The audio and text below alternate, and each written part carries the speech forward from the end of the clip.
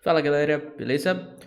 Hoje eu quero trazer um assunto, continuando aqui na série de desenvolvimento da aplicação do Finance App. Quero falar um pouco sobre a parte de automação de novo, né?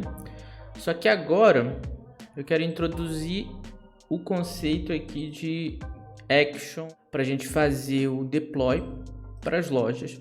Nesse momento a gente não está fazendo, ou a gente ainda não está fazendo o deploy para produção direto, né? A gente está fazendo, ou a gente vai fazer nesse vídeo, o deploy para o teste, né? A gente vai gerar o build e mandar para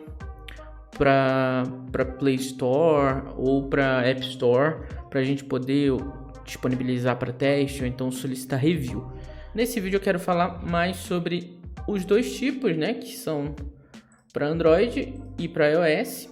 Então vai ser baseado numa action do GitHub Actions e ele vai ser um workflow, né? Vai ser um workflow que eu posso solicitar o build manualmente, né? Eu posso tanto fazer para Android quanto para iOS, quanto para os dois, né? Então, de uma forma simplificada, primeiro deixa eu introduzir esse assunto, né? Que é o conceito de CI e CD. Então, aqui do site da Red Hat a gente tem esse conceito para explicar, né? Então, basicamente, nessa parte aqui de integração contínua é você ter o seu código testado, mergeado automaticamente, né? Dependendo de como ele for, como esse fluxo for construído, isso vai ser feito de forma integrada, de forma automatizada e contínua. E a outra área que a gente vai entender um pouco é a parte de delivery e deployment, né? Pode haver essa confusão do que é o delivery e o deployment. Nesse contexto aqui, a gente está considerando que o delivery ele está sendo o release para o repositório. Então, digamos que é a gente gerar um build e disponibilizar para o nosso próprio repositório, né? Sei lá, para nível de teste interno ou então de teste de integração, enfim, algo nesse sentido. A parte de deployment é justamente a gente enviar esse build que passou pelo delivery para produção. Então, são esses três conceitos que a gente tem que entender inicialmente. O outro ponto que a gente precisa compreender é como é o processo de build da aplicação, né? No caso aqui do iOS, né, a gente tem aqui na documentação do Android o build do Android e o build do iOS. A gente já viu isso quando a gente enviou para a loja, mas para relembrar aqui tem o seguinte: a gente utiliza uma ferramenta, né, que é a ferramenta de linha de comando do Flutter, para gerar um build. Essa interface de linha de comando, ela vai se comunicar com a parte nativa que vai realmente gerar, ou pelo menos vai fazer a compilação e geração desses builds. E no iOS não é diferente.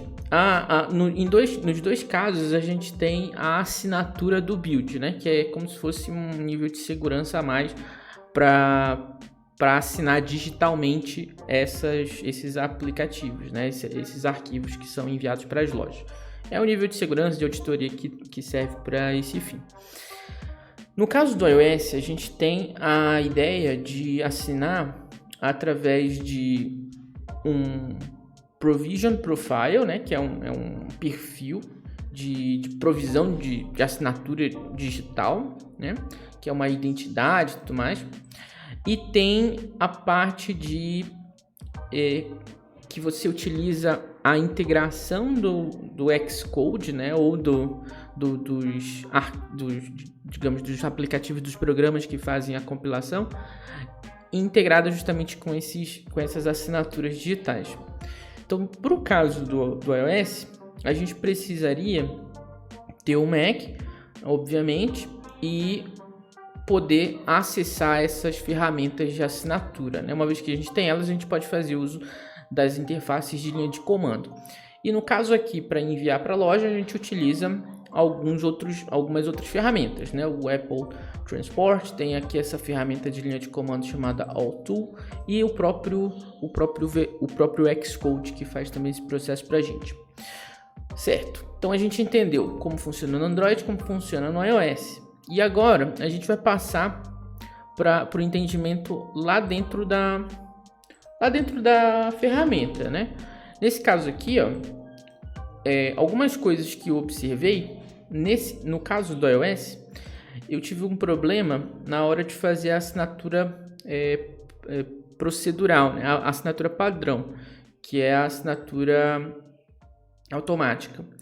Quando eu fiz aqui a parte na linha de comando, eu tive alguns erros, alguns problemas que podem ser resolvidos, né, com um certo grau de pesquisa.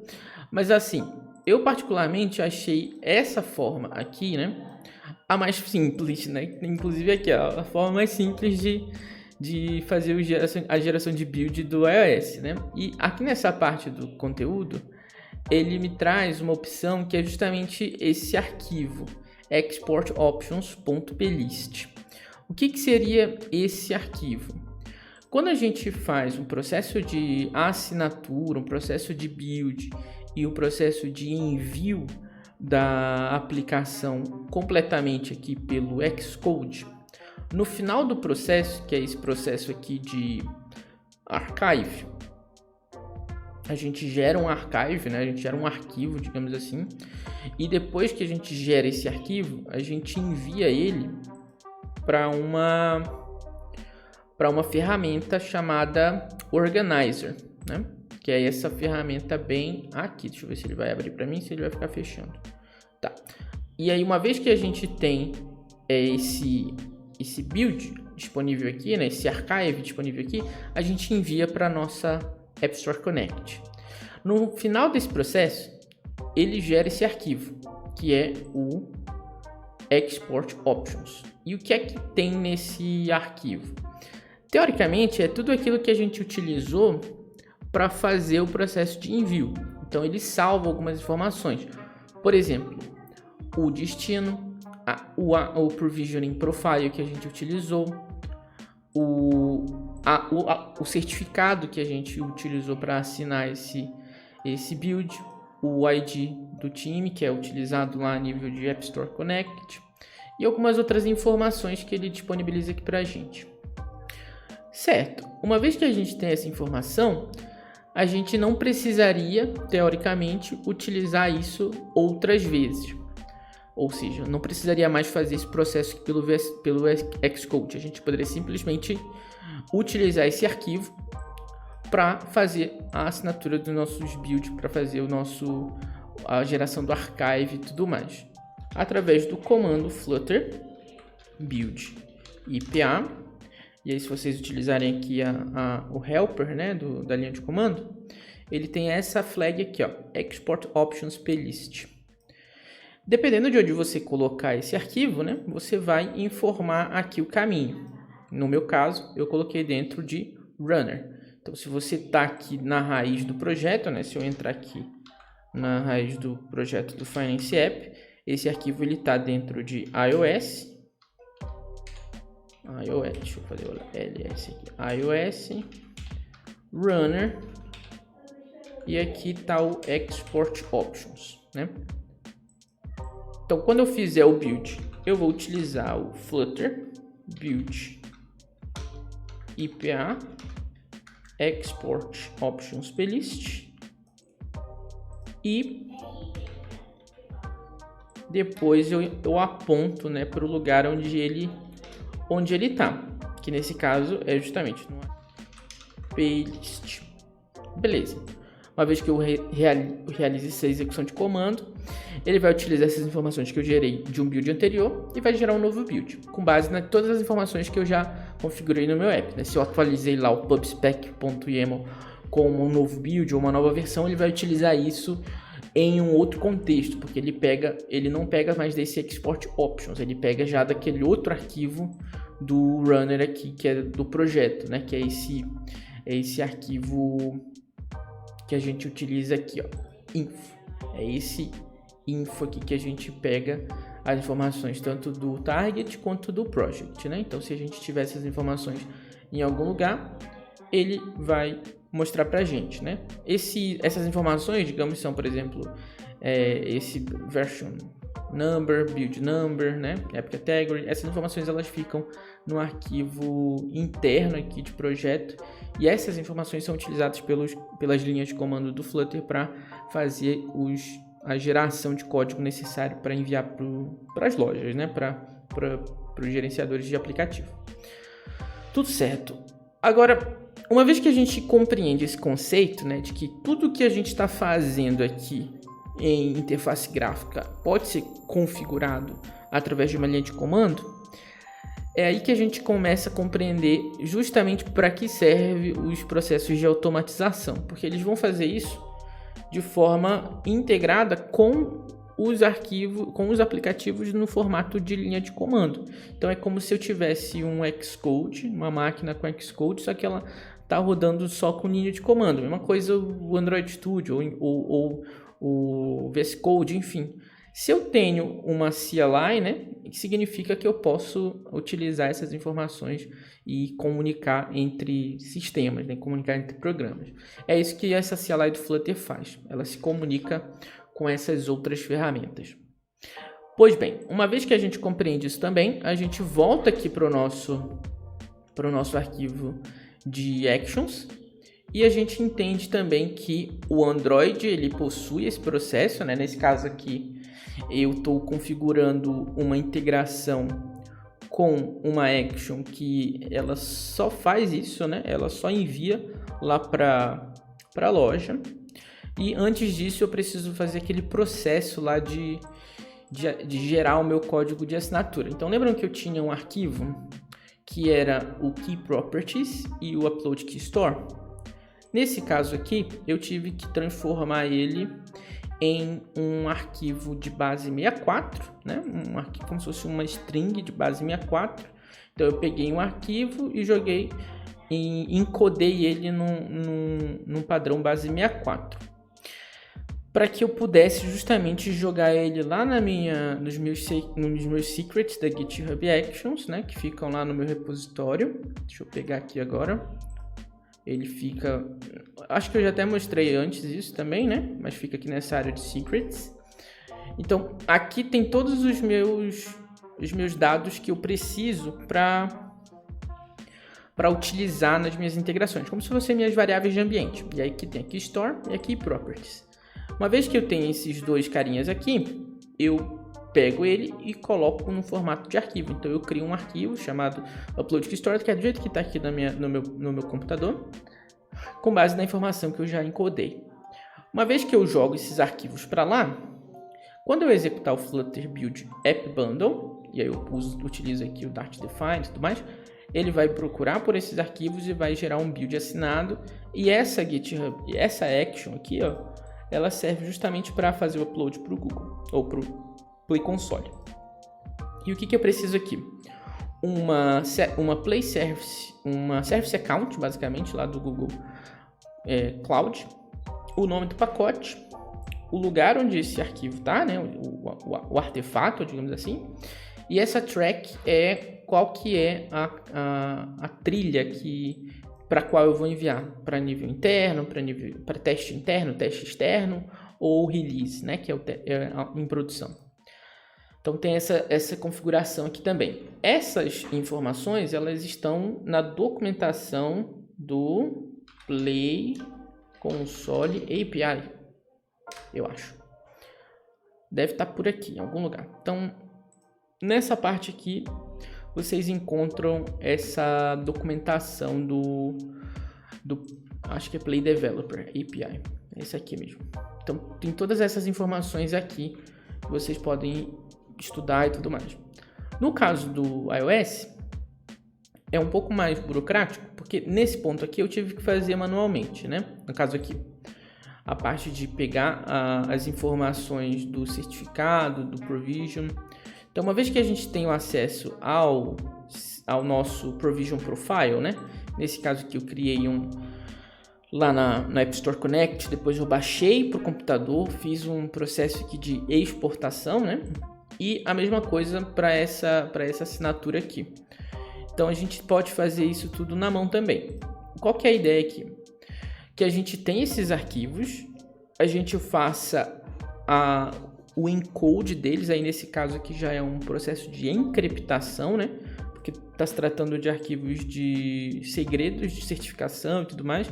Então, da mesma maneira que a gente tem lá os secrets do GitHub Actions, a gente também tem os arquivos encriptados nesse padrão aqui, que é utilizando essa ferramenta chamada GPG, que é a GP2, se eu não me engano. Então, eu peguei um arquivo, encodei ele e coloquei aqui dentro do meu GitHub. Então, tá aqui. Só vai conseguir decriptar se tiver a senha. Então, essa aqui é a senha que eu joguei lá no secrets do GitHub Actions. O que eu faço aqui? Eu decodifico ele e salvo numa pasta qualquer, né? Num arquivo qualquer, que é esse cara aqui. Mesma coisa pro certificado, né? P12, que eu também salvo nesse cara aqui, iOS Distribution P12. Depois eu posso fazer a configuração da keychain. Então eu primeiro crio uma keychain, né, que é como se fosse uma conta de assinatura lá no nível de assinaturas lá do sistema do Mac. Depois eu atribuo, né, uma validação para ele. Depois eu defino, eu destranco, né, é como se fosse aquele balãozinho que aparece para a gente digitar a senha.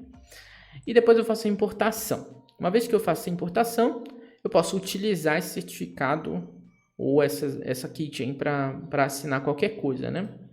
Ou para dar permissão para assinatura, enfim.